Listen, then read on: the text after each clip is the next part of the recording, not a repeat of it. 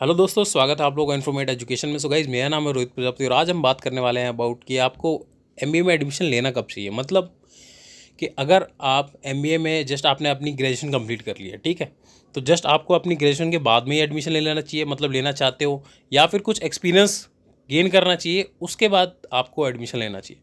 तो ये दोनों चीज़ों के ऊपर बात करेंगे। देखिए, दोनों चीज़ के अपने अपने कंडीशंस हैं, अपने अपने पैरामीटर्स हैं, उसके कारण उनको डिफाइन किया जाता है कि भाई कि कौन सा बेस्ट है कौन सा नहीं है। ठीक है, वैसे तो ऐसा कोई बेस्ट नहीं है, लेकिन मेरा पर्सनल तौर पे ये मैंने जाना है, समझा है कि आप थोड़ा एक्सपीरियंस ले लेते हो ना तो ज़्यादा फ़ायदा रहता है आपको। ठीक है, उसका रीज़न भी बताऊंगा।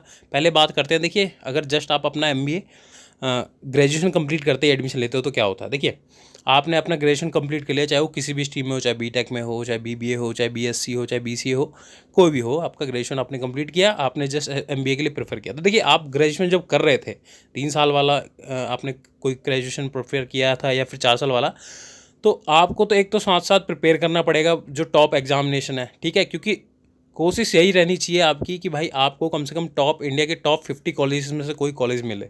ठीक है, इसमें रहना चाहिए आपका कोशिश।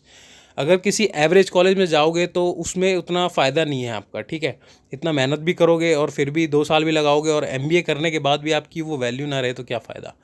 और नहीं तो कम से कम इतना कोशिश ज़रूर करना कि भाई मैं अपने जो स्टेट लेवल का आपका जो भी टॉप लेवल की यूनिवर्सिटी हो या फिर कोई एमबीए कॉलेज हो, वहाँ पर एडमिशन आपको कम से कम मिल जाए स्टेट लेवल की। अगर आपके टॉप 50 में नहीं जा पाते हो तो स्टेट लेवल पे आपकी जो भी टॉप यूनिवर्सिटी या कॉलेज है उसमें एडमिशन लेने की कोशिश करना।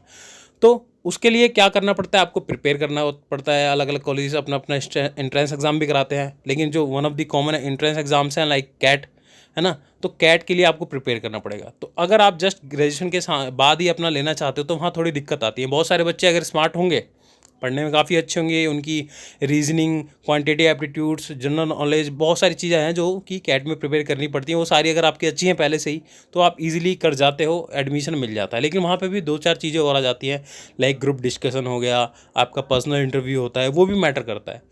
तो वो चीज़ें कई बच्चों में होता है कि ग्रेजुएशन के टाइम पे ही वो लोग काफ़ी अच्छे से डेवलप कर लेते हैं। रीज़न ये होता है कि वो लोग काफ़ी अच्छे ग्रुप में रहते हैं, काफ़ी दोस्तों के साथ हिलते घूमते फिरते हैं, मिलते हैं, टीचर से अच्छे से बात करते हैं, चीज़ों को एनालाइज करना जल्दी सीख जाते हैं। तो वो डिपेंड करता है आपके ऊपर। इसलिए मैंने बोला था कि बहुत सारी चीज़ों के ऊपर डिपेंड करता है। स्किल सेट कैसे हैं आपके, आपकी नॉलेज क्या है, आप किस तरीके से बिहेव करते हो, आपके सॉफ्ट स्किल्स कैसे हैं। ठीक है, तो अगर आप ये सब चीज़ों में अच्छे हो तो वहाँ पर चीज़ें चेक करी जाती हैं आपके, जो आप एडमिशन लेने के टाइम पे जाओगे। अब बात आ जाता है, तो मतलब अगर आपको ये सारी चीज़ें अच्छी है ना तो आप ज़रूर जाइए, कोई दिक्कत नहीं है, आप ग्रेजुएशन के बाद ही एडमिशन ले लेना। ठीक है, और यहाँ पे एक और चीज़ मैटर करती है कि अगर आप इन सब चीज़ों में भी अच्छे हो लेकिन आपकी फाइनेंशियल कंडीशन में थोड़ी दिक्कत है, परिवार के पास उतने पैसे नहीं हैं, या फिर और भी बहुत सारी चीज़ें कि अभी आपको अपने फाइनेंशियल सपोर्ट देना है, तो आपको फिर एक्सपीरियंस ही लेना चाहिए। 2-3 साल वर्क करो, कुछ पैसे जमा कर लो, अपने परिवार को भी सपोर्ट कर दो, फिर उसके बाद जाओ एमबीए के एडमिशन के लिए, कोई दिक्कत नहीं है। ठीक है, तो ये भी मैटर कर जाता है। तो ये बहुत सारी चीज़ें हैं, तो मतलब मैं हेल्प करना चाहता हूँ कि आप एनालाइज कर पाओ कि कैसे आपको क्या करना है। अब बात कर लेते हैं, देखिए, एक्सपीरियंस के बाद। तो ऑब्वियस सी बात, आपको समझ आ रहा होगा कि एक्सपीरियंस क्यों लेना चाहिए। देखिए, एक्सपीरियंस इसलिए लेना चाहिए कि आपको मार्केट कंडीशन समझ आती है कि असल में कॉर्पोरेट वर्ल्ड में या फिर कंपनीज़ में काम होता कैसे है। आपको ये चीज़ें समझ आएंगी, लोगों के साथ बैठोगे, कॉर्पोरेट्स में लोगों के साथ मिलोगे, घूमोगे, जानोगे कि वो लोग कैसे सोचते हैं, कैसी पॉलिटिक चीज़ होती है। मतलब कॉर्पोरेट लेवल पे भी पॉलिटिक्स बहुत ज़्यादा होती है, ऑफिस पॉलिटिक्स बहुत ज़्यादा ख़राब होती है। तो आपको चीज़ें कैसे हैंडल करनी है, अगर आप लोगों ने अपने दोस्तों में मतलब ग्रुप में रहे नहीं हो, ज़्यादा लोगों से बातें नहीं करी हैं, तो आप इन चीज़ों में पीछे रह जाओगे। ठीक है, तो अगर ग्रेजुएशन लेवल पे अगर आपने ये चीज़ें नहीं सीखी हैं तो आपका फ़र्ज़ बनता है कि भाई कम से कम मैं एक्सपीरियंस तो ले लूँ, 1-2 साल का। आपको ये चीज़ें समझ आए कि कॉर्पोरेट वर्ल्ड में काम होता कैसे है, और साथ साथ आपको ये भी समझ आएगा कि आपका किस चीज़ में ज़्यादा बेहतर इंटरेस्ट है। मतलब आप फाइनेंस के लिए ज़्यादा अच्छा है, आपको फाइनेंस थोड़ा सा समझ आता है, फाइनेंस में पसंद है, या मार्केटिंग चीज़ें अच्छी लगती हैं, या ऑपरेशंस की चीज़ें अच्छी लगती हैं। ठीक है, या फिर एचआर रिलेटेड वर्क ज़्यादा अच्छा लगता है, इंटरनेशनल बिजनेस के बारे में ज़्यादा समझते हो। बहुत सारी स्पेशलाइजेशन है, एमबीए में स्पेशलाइजेशन की कमी नहीं है, ऑलमोस्ट 50 से भी ज़्यादा स्पेशलाइजेशन है ना।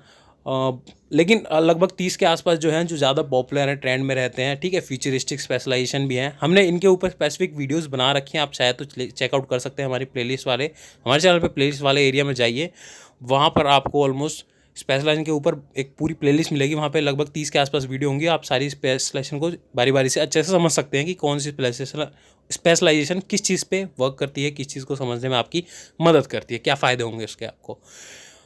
ठीक है, तो गाइज़ अब आप समझ पा रहे होंगे कि मैं क्यों कहना चाहता हूँ। देखिए दोनों के अपने अपने कंडीशंस हैं, ठीक है। तो आपको अब एनालाइज़ करना है कि आप फ़िलहाल किस कंडीशन में हो और आपके लिए क्या डिसीजन लेना बेहतर। सो गाइज़ डिसीजन लेना आपके लिए बहुत ज़्यादा ज़रूरी है अगर आप एक अच्छे लीडर बनना चाहते हो। एमबीए करोगे तो एमबीए करके भी तो एक लीडरशिप क्वालिटी तो आती है आपके अंदर कि आप अच्छे से टीम को भी लीड कर पाओ, खुद को लीड करो, टीम को लीड करो, चीज़ों को अच्छे से एनालाइज कर पाओ। तो ये सारी चीज़ें ही आपको सीखने को मिलती है। बहुत सारी चीज़ें होती हैं, वैसे तो बहुत सारी चीज़ें होती हैं, लाइक प्रेजेंटेशन कैसे दी जाती है, प्रेजेंटेशन स्किल्स कैसे करी जाती है, सॉफ्ट स्किल सिखाई जाती है, कपड़े कैसे पहने जाते हैं, लोगों से बात कैसे करी जाती है, बहुत सारी चीज़ें आती हैं। और साथ साथ एक्स्ट्रा करिकुलम एक्टिविटीज़ भी होती हैं जिसमें आपको बहुत सारी चीज़ें करने को मिलती हैं, अलग अलग आपको स्टडीज़ करने को मिलती हैं। अगर आप टॉप कॉलेज में तो वहाँ तो भाई बहुत सारी चीज़ें होती हैं, इंटरनेशनल सेमिनार्स वगैरह होते रहते हैं। वैसे तो एवरेज कॉलेज में भी होते हैं, ऐसा ज़रूर नहीं है कि टॉप कॉलेज में ही हो। और अगर आप नॉर्मल कॉलेज में हो तो भी कोई दिक्कत नहीं है, आप चाहो तो बहुत सारी सर्टिफिकेशन कोर्स हैं, बहुत सारे इंटरनेशनल सेमिनार हैं। आज के टाइम में तो ऑलमोस्ट एजुकेशन फ्री है भाई, यूट्यूब पे फ्री एजुकेशन पड़ी है आपके पास, ठीक है। आप जितनी चाहे एजुकेशन ले सकते हो, नॉलेज ले सकते हो। तो गाइज़ आशा करता हूँ कि आपको थोड़ा बहुत समझ आ गया होगा कि हाँ मेरे को किस तरफ जाना है, ठीक है। अब आपको देखना है कि आपकी कंडीशन क्या है, आपके क्या स्किल सेट्स हैं, ठीक है। और अपने आप को एनालाइज करो कि मेरे लिए क्या बेहतर है। मिलते हैं गाइज़ अगली वीडियो में, तब तक के लिए नमस्कार।